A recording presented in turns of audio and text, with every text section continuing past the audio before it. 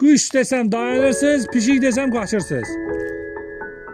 Kim tərsini eləsə ucuzur çəkilir kənara. Yaxşı. Başladıq. Pişik. Kuş. Kuş.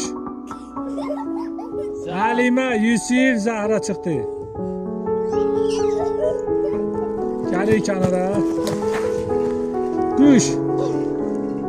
Səməd də çıxdı. Kuş. Pişik. Kuş. Pişik. Kuş. Kuş.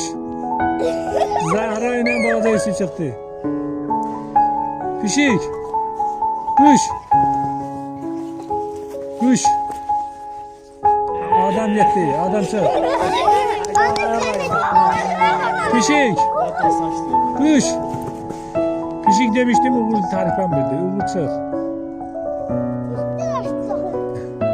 Kuş. Kuş. Muhtar çıktı.